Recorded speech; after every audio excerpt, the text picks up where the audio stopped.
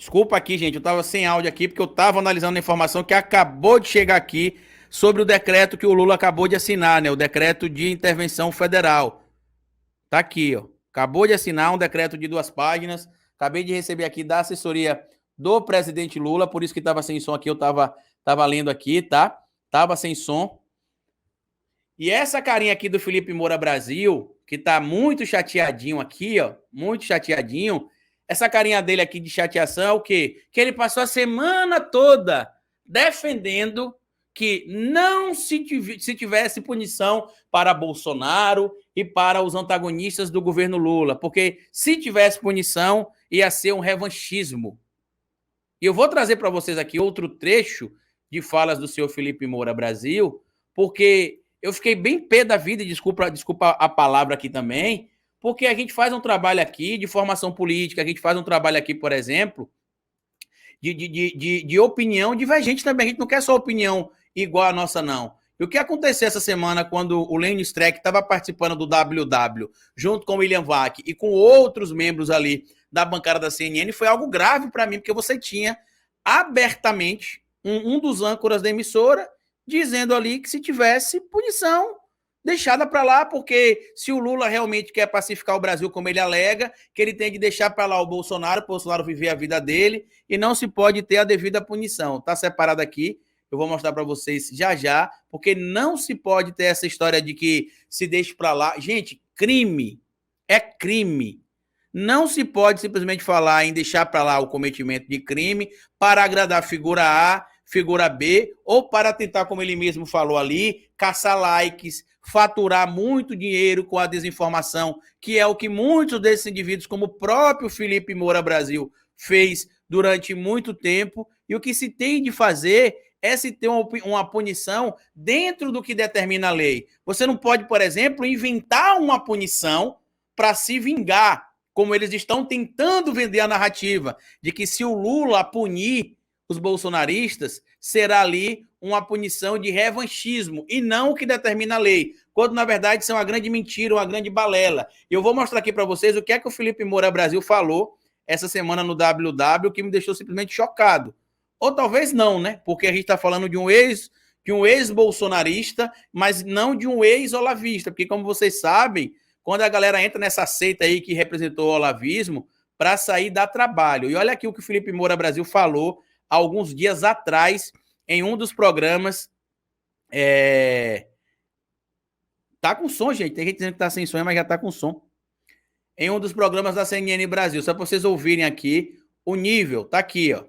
Fala do Felipe Moura Brasil sobre as punições, ó. Dizer sempre, vou continuar repetindo como repeti ao longo da minha carreira, nunca mais mensalão, nunca mais metrolão, nunca mais departamento de propina de empreiteira. Se fala em argumentação técnica de advogados, se fala em argumentação técnica de juízes, de ministros de tribunais superiores, mas nem sequer no terreno jurídico, nem sequer no terreno alegadamente técnico por cada parte, o debate, tanto sobre o caso específico do Lula, mas sobre a Lava Jato, sobre outros casos de toda uma geração que foi acusada de corrupção e lavagem de dinheiro, é um debate em que existe uma unanimidade. E aí a gente já vê claramente a busca do que ele quer, né? Porque nem sempre você vai conseguir uma unanimidade ou um ponto de vista. Por isso, por exemplo, que no STF você tem 11 ministros e não 10. Porque não precisa-se de unanimidade para que um ponto de vista seja legalmente revisto. Se precisa da maioria. E a referência que ele faz aí, por exemplo, é a interpretação da prisão em segunda instância, que mudou algumas vezes no decorrer do tempo aí, em relação à sua interpretação. Se deve ou não colocar o indivíduo preso já com a condenação em segunda instância ou não, já que a Constituição, no artigo 5º, inciso 57, diz que ninguém será considerado culpado antes de sentença penal transitada em julgado. Mas o indivíduo que incorre ali em alguns agravantes ali durante o processo da investigação pode ter a prisão preventiva decretada. Eu até expliquei isso recentemente no meu outro canal, no canal Historiador, mas enfim. E é nesse trecho aqui mais para frente que o Lênio Streck responde ele e fala, né? É na sequência que o Lênio fala, por que quando foi com o Temer, por que quando foi com o Lula vocês não diziam que era político, mas agora porque é com o Bolsonaro, com tantos elementos que a gente tem aí de provas, você diz que é político? próprias votações nos tribunais superiores mostram que não existiu. No caso do Lula, o STJ, por exemplo, tinha dito que a competência era da 13ª Vara Federal de Curitiba. O STF decidiu que a competência era de Brasília. No julgamento da suspeição do Sérgio Moro, houve votos contrários. No julgamento de prisão em E olha a análise dele. Você tem 11 ministros do STF. Se um votar contra, a discussão é muito polêmica, porque não teve unanimidade. Segunda instância, o STF mudou 4 vezes de posição. O ministro Luiz Roberto Barroso, por exemplo, votou a favor da prisão após condenação em segunda instância. Ele votou contra a suspeição de Moro, ocasião em que ele, eu estava puxando aqui, apontou o que estava acontecendo no Brasil, exatamente o que aconteceu depois da Operação Mãos Limpas lá na Itália. 1, mudança na legislação ou na jurisprudência. 2, demonização de procuradores.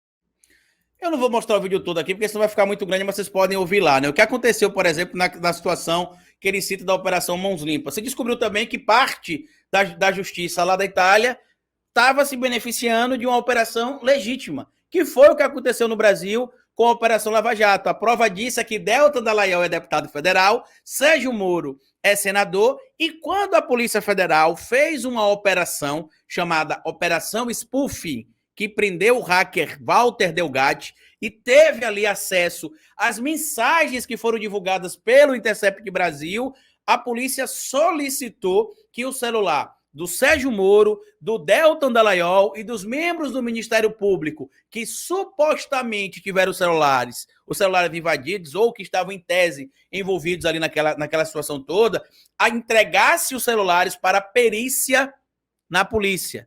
O que aconteceu? Moro disse que não tinha mais o celular, Deltan Dallagnol e os outros procuradores se recusaram a entregar. Detalhe, alguns procuradores reconheceram a veracidade das mensagens, inclusive uma das procuradoras chegou a pedir desculpa publicamente ao ex-presidente Lula. Mas por que ele não entregou o celular para a justiça? Porque ninguém é obrigado a produzir provas contra si. Imagina que aquelas mensagens estivessem sendo trocadas de verdade, como a gente hoje tem praticamente certeza que aconteceu. Porque o que acontece? Para o Lula ser solto, por exemplo, o material do hacker pode ser aplicado porque você pode utilizar material que foi conseguido de forma ilícita para livrar alguém de um crime que não cometeu. Mas você não pode utilizar aquele material conseguido de forma ilícita para processar alguém. Então, como eles não entregaram o celular, as mensagens continuam no campo da ilicitude, porque elas foram conseguidas de forma ilegal. Quando se eles entregassem o celular para a polícia, o que acabaria acontecendo? A polícia estaria de posse das mensagens e dos diálogos trocados entre juiz e promotor, onde eles combinavam provas para poder condenar uma figura que deveria ter direito ao contraditório, presunção da inocência e ampla defesa, tá? Mas, enfim, o que é que eu acho que vai acontecer daqui para frente agora? Nossa live está chegando perto do fim. Eu acho que agora a gente vai ter aí punições mais severas. A gente precisa cobrar o STF, precisa cobrar o Parlamento Brasileiro para caçar Carla Zambelli, Bia Kicis, Gustavo Gaia, Nicolas Ferreira, Eduardo Girão, que foi quem levou aqueles golpistas e o terrorista lá para o Senado no dia 30 de novembro. E dentro da audiência, um dos donos do canal Hipócritas abriu a boca e falou: os dias das truculências do STF estão contados e o ladrão não sobe a rampa. E você acha que teve repressão por parte de um representante do Legislativo brasileiro? Não. Teve palmas e confraternização entre o senador Girão, o senhor Carlos Reis, que eu me recuso a dar título político para esse senhor, e o próprio Daniel Silveira, que é aquele criminoso que vocês conhecem, né, que foi preso também, ficou vários meses preso, chorou, cortou a tornozeleira, voltou para cadeia, aí chorou de novo e saiu.